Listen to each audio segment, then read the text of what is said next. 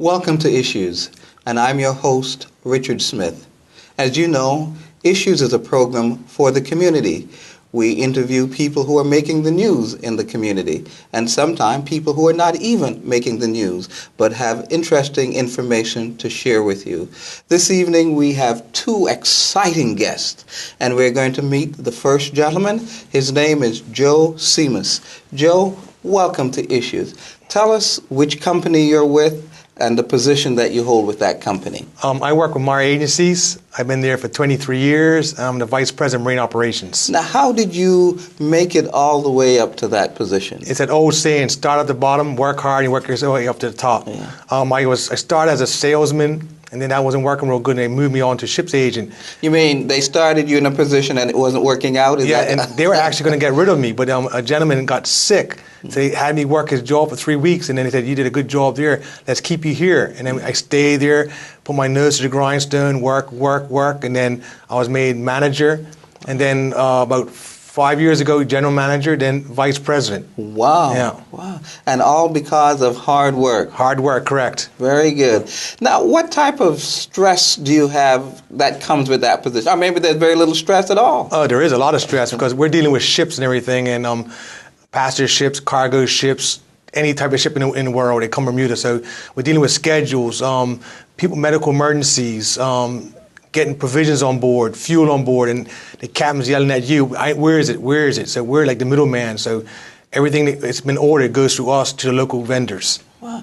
Now, if a ship is going by Bermuda and it didn't intend to dock here or stop here at all, but there's some emergency, how would they know to contact Meyer Agency? The simple thing on the World Wide Web, they might Google agent in Bermuda, and Meyer Agency might pop up, or they look at an old Lloyd's book and look up Meyer Agencies as a ship's agent. Their contacts in the old days is by telex. 20 years ago, now everything's by email. They send us an email.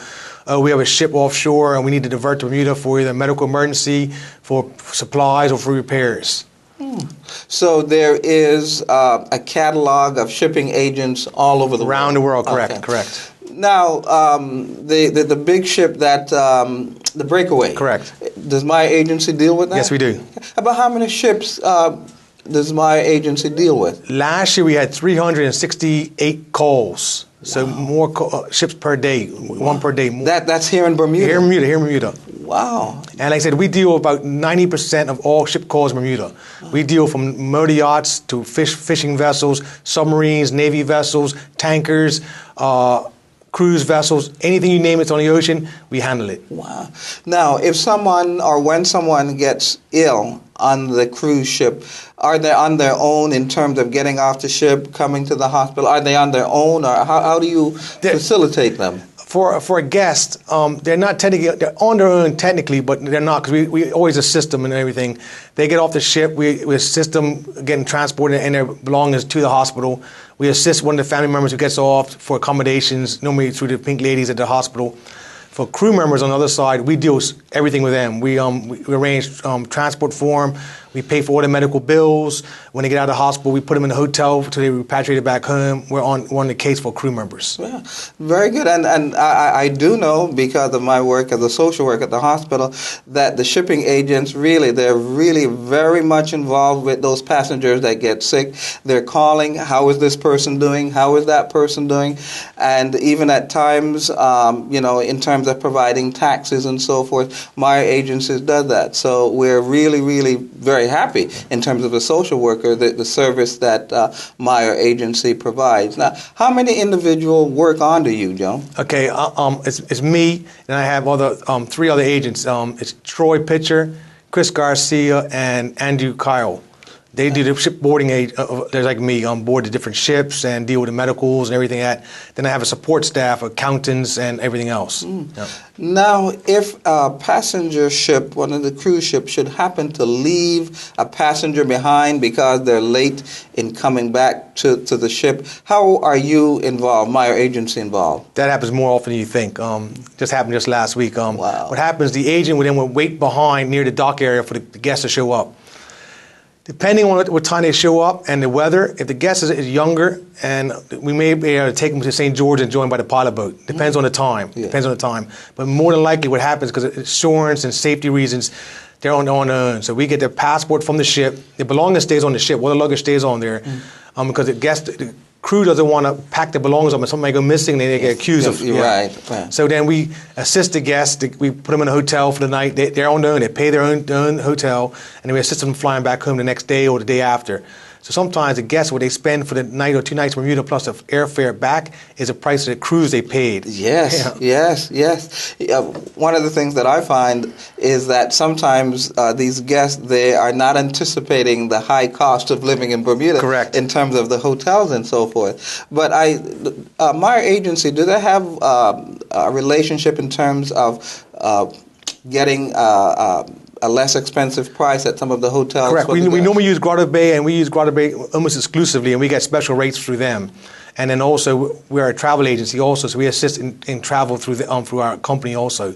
We try to give them as much breaks as possible, but Bermuda's expensive. Now, on the news about a week or so ago, one of the cruise ship caught on fire. Forgot the grandeur of the seas. Yeah, now that cruise ship was intended to come to Bermuda. No. How did it affect Bermuda? It affected us a lot because we lost 3 calls for the grandeur of the seas. That's hundreds of thousands of dollars lost for it. Just not only for my agencies, for local taxis, for the government, the head taxes, the port dues. So it's hundreds of thousands of dollars that the government of Bermuda and the people of Bermuda have lost out because it's the ship.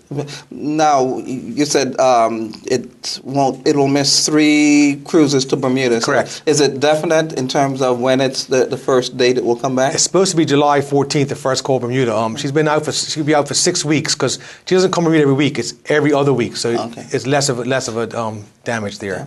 Now the breakaway, was there anything special that Meyer Agency had to do in terms of the breakaway coming because of the large number of people? Nothing special. The main thing for the breakaway coming in was make sure the dock was able to accept her, because you might have read in the paper the dock wasn't suitable for it. So we were getting updates every week to Norwegian Cruise Line. I was going up there every week, taking photos, having a meeting with the engineers, and making sure everything was ready for the ship to accept the ship. Yeah. So then Meyer Agency, they kind of interface with government or the middleman, as you said earlier, between government and the shipping agency in terms of the dock. Correct. But we deal specifically with the cruise lines.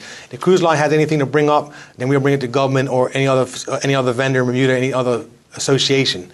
We're the point person for the cruise line in Bermuda. Yeah. Now, in terms of becoming a shipping agent, is there any particular type of education or work experience that's necessary? Really not. I went to university and I got a business management degree. The new agent we have, Andrew Kyle, actually has a degree in maritime administration type of stuff, but our other 2 agents don't really have any education involved in shipping and everything. I didn't also. It's more or less learn on the job. Learn on the job. Yep. Now, I know there are some companies around Bermuda in the summertime when young people are out of school, out of college and university, they kind of take them on as summer jobs. I don't know. We've done it. We started last year with, through the Bermuda government. We took a summer student, Mr. Marcus Bean. He worked out perfect. He was a good guy and everything. And this year we're going to take him on again, but what we're going to do now, we're going to have him work in other parts of the company, and we're going to have another lady from Bermuda Hospitality Institute. She's a 19-year-old Bermuda college student. She can work for us for 2 months. Oh, very good. And it's a different job than they're not sitting behind a desk all the time. You're out and about on cruise ships, on cargo ships. It's something good. No, yes. Yeah. On cruise ship, that's pretty good. Now, at your agents, do they get an opportunity and as part of their work to go on the cruise ship, or are they off? Are they at the dock and they work on a ship? The cruise ship is their office, more or less. They're on the ship. When the ship drops the lines, the agent and the customs officer are the first ones on board. And once that ship's been cleared, and the agent meets the captain, meets the hotel director, and then he's on board dealing with the medical appointments. As you might recall, like you got a ship of breakaway, 4,600 guests came this week, plus another 1,500 crew. So you're bound to have a toothache, a hangnail, or a broken toe, and we're dealing with all of that. And then they want to have missing luggage sometimes. Crew had to come in, come out, transfer crew. So the agents on board the ship almost the whole day. Yeah. So anything that has to deal with any type of emergencies in Bermuda, that shipping agent is the one that facilitates anything that would happen. Yep. Like that. And also people flying in, crew members flying in, crew members flying out. Some crew members need visas. We liaise with immigration for visas and everything like that. Oh, explain that some more. Why would they need a visa? Bermuda has a visa controlled nationals list. I think it's like 90 nationalities on there. So Filipinos and South Africans, they're on the list, and most of those are crew members on ships. So if a Filipino crew member needs to fly into Bermuda to join a ship, he doesn't have a Bermuda visa. Okay, I see. We then in turn send everything over to Bermuda immigration, get the visa waiver in advance, and then when he lands in Bermuda, we pick him up and send everything to immigration. Okay, I understand. So these are for individuals who may be flying in and also flying out. Flying out. Yeah, but if you're in transit, no need for visa. If you are a crew member, say I'm putting a Filipino as an example. He works on board as a waiter. He comes in and out of Bermuda on the ship. Doesn't need a visa. But however, if his contract's up and he needs to fly out of Bermuda, he needs a visa. Then, okay. Now, with all the many people that are on board these various cruise ships, I imagine that you and your agent stay busy continually. So is it a 24/7 type job? Yes, it is. And now the age of cell phones and emails and everything, we're on call 24/7. Just like last night, I got a call at 3 o'clock in the morning. Yeah. And you can get called for anything. Anything. All right. Joe, we thank you for being with us. It sounds like you have an exciting job and lots of responsibilities. And personally, I'm always happy to see when a Bermudian is able to work his or her way up through the ranks and have such a high position as you do. Thank you again for being on Issues, and we wish you all the best with Myers. Thank you for having me on. We will be right back.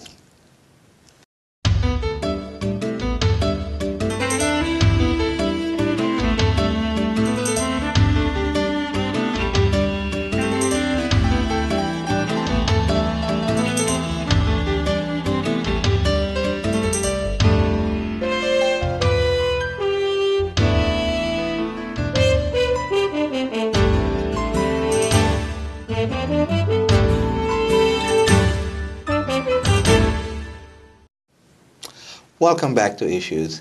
And by the way, if you have any comments or suggestions, you can email us. All you need to do is go to our website, which is issuesbda.com. issuesbda.com. That's our website. Go there, go to the contact page, and send us any suggestions or recommendation that you may have. Well, in the first half, we went cruising. We dealt with the cruise ships. Now we are going to fly. We are going to meet Kenneth Wainwright. Kenneth, tell us who you're with and what is your position with that company. Yes, Kenneth Wainwright. I'm actually the country manager of American Airlines here in Bermuda. Wow. Now, how did you get that position? Well, this is actually my second stint with American. I was with American back in the 90s. For approximately 5 years. I then went into the hospitality industry and worked my way up through the management to actually becoming the resort manager for the Wyndham Resort. Then we closed the hotel, and then I came over to American. They came looking for me and asked me if I would like to take on a new challenge of being the country manager and the representative for American here in Bermuda. Wow. And you've been there how long now in terms of the country manager? I've been there since 2007, so I'm in my 6th year going into my 7th. And so you have the responsibility that anything that has the American Airlines logo here in Bermuda. That is correct. That must be a huge responsibility. Yes. Are you involved also in any type of negotiation in terms of putting on extra flights to Bermuda? Do you ever get involved in that, or is that strictly government and you're on the sidelines? Well, we actually do get to put my input into it. We look at other destinations, what's feasible for us, what's a good destination to go to. I am a part of those conversations with government as well as our headquarters. Very good. Now, we asked Joe in our first session, are there any stressors in the terms of his job? What about you, other than the customers coming and complaining? There's all kinds of stress. As you know, we have the 2 airplanes that are down there. You're talking about a couple of $100 million. You have to worry about them being safe, secured. You worry about your staff all the time out on the ramp, around the equipment, being safe, passengers being safe, and of course the security aspect. So there's all kinds of levels of stress. Yeah. Now, the kiosks that are down there, which I've used, have they really lessened the time in terms of getting your boarding pass? Yeah, the kiosks have actually, initially they didn't get a great response, but now you see them everywhere. They are fairly quick. They help us process the passengers a lot faster. So it's actually working, Yeah. and folks are getting very used to them now. What I do like is that you do have somebody standing there just in case you run into trouble. So I do appreciate that. And in fact, a few weeks ago when I was there, the machine wasn't working, and the lady from American Airlines that was there was able to say, well, this machine isn't working, go to the next one. So truly appreciated that. Now, in terms of the baggage fees that American Airlines charges, what are those rates for someone who is out of the country in terms of out of the United States and going into the United States? Well, luckily, we're probably the last carrier that within the Caribbean will give you the first bag is free. The second bag that's under 50 pounds is actually $40. The third bag, if you choose to check a third bag, is $150. Oh, third bag, 100. But, folks, did you hear that? The first bag is free with American Airlines. Wow, first bag is free. Very good. Yes. Now, hang on, Steve, just slipped my mind. Okay, Orlando is a very popular destination. And so far, none of the airlines that service Bermuda have a direct flight. I know at one time, I don't remember which airline, might have been Delta, had a direct flight to Orlando. Would you know why American hasn't chosen to have direct flight between Bermuda and Orlando? It was actually U.S. Air that actually had a flight, and it was 1 day a week. You're finding with the carriers, we actually fly into what we call hubs, which is our large cities.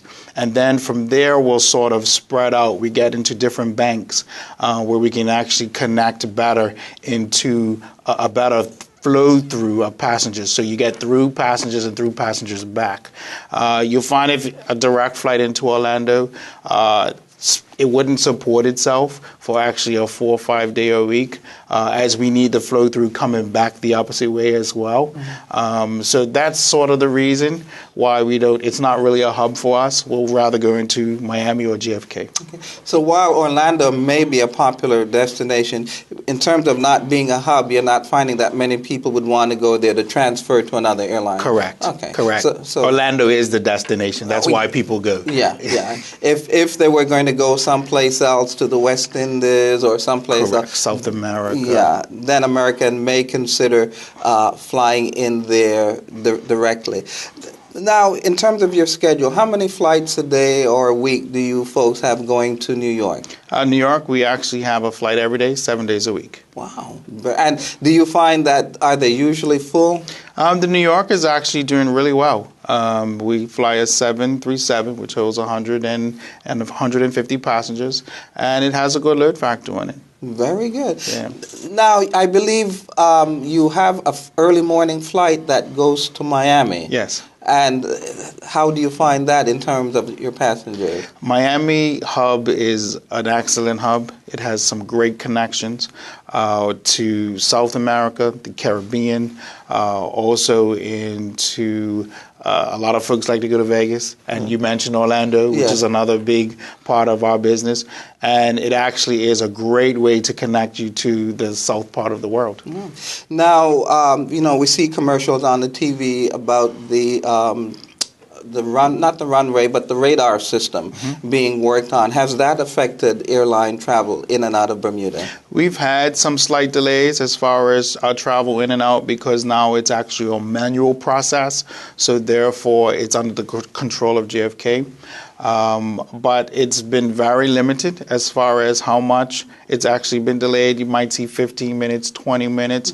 They're in the process of fixing it now, so we're hopeful that it'll be actually finished within the next 4 weeks or so. Now, you said something that's interesting. Are you saying folks in John F. Kennedy Airport in New York 700 miles away. They have say in terms of the landing of planes here in Bermuda? That is correct. That is amazing. Wow. I know this is maybe too technical, but what is JFK doing in terms of assisting landing in Bermuda? Well, it's not only the landing here, you also have the overflow traffic that they actually monitor that goes in and out of the U.S. So that's all a part of it as well. Airplanes have to stay a safe distance apart, and because the radar being down, the distance has to be slightly farther. So you have to take in all the general aviation plus the commercial aviation, which is controlled by JFK Tower. Wow. Now, from time to time, flights get diverted to Bermuda because of engine problem or individuals being ill.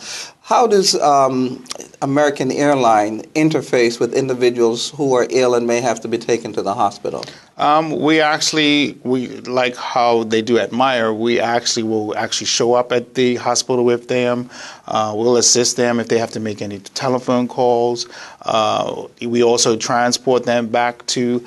We also use the Grotto Bay as the primary, being the closest location to the airport because we have such early departures.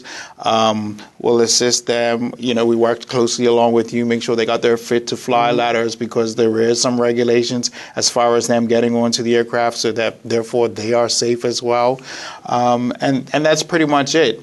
We try to help them and be as hospitable because this is not really their destination. They want it to be at. Right. And 9 times out of 10, they may not even speak English. So we try our best to make them as comfortable so that for their trip it continues well.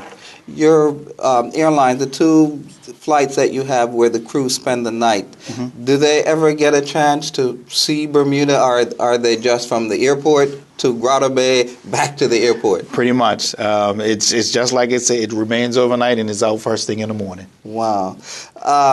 Now, I know since 9/11, things changed all over the world in terms of security. Have you seen that here in Bermuda in terms of our security that folks go through, in terms of maybe delaying passengers because of long lines? No, we've actually got a really good system at the airport. The Bermuda Security Group actually have that contract. They do extremely well. We do have some of the same regulations, if not the same regulations that they have in the U.S. as well as the U.K. So it's the same stringent 311. You can only have things in small amounts as well as in the plastic bags. We haven't seen any delays. They actually...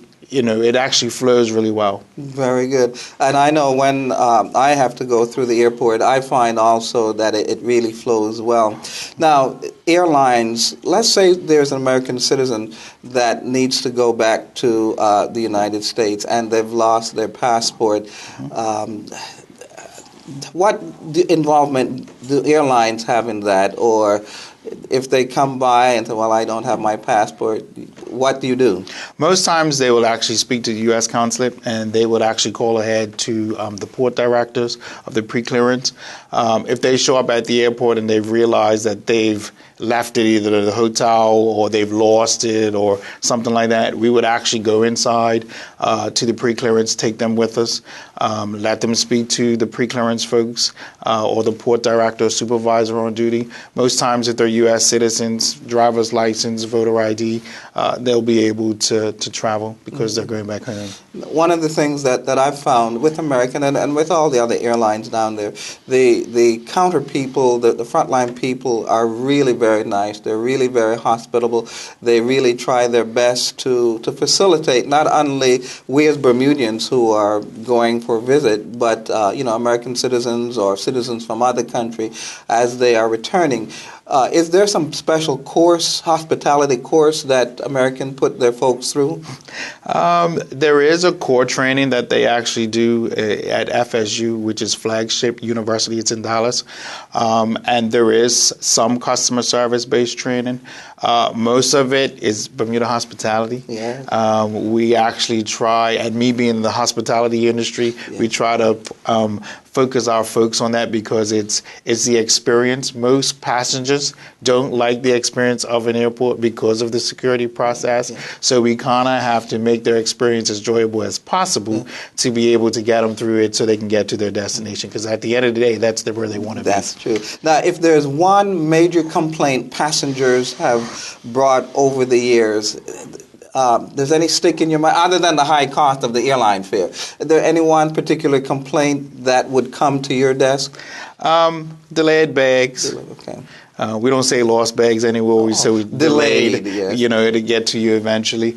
I didn't realize how many conference calls I would have to be on for actually baggage and how important that really is. Yeah. It's nothing worse than arriving at a hotel and you don't have, clothes for the next day. So we try our best to minimize that as possible, and to get them to it as quickly as possible. We've implemented some stuff like Ramp Link and things that actually automate to where we can actually find your bag very quickly and get it to you as quickly as possible. Now, let's say, for instance, that somehow the baggage ended up in some other country. Is there some kind of close expense or close allowance that American would give individuals for for a day or so? After 24 hours, they do give you allowance of about $25. $25. Now, why can't I buy a couple bags of chips? So, but what we tell folks is if you have to purchase anything because you're at a meeting, which is most of our passengers, is to keep all your receipts, and then you just reclaim them when you come back. You write off to American Airlines headquarters, the baggage service area, and they'll actually either compensate you or figure out what the compensation will be. Well, Kenneth, thank you so much for being in Issues. We truly appreciate it. Okay. I do fly American. I have a frequent flyer with American Airlines. So thank you so much for being in Issues. And thank you for joining us, and we look forward to seeing you next time.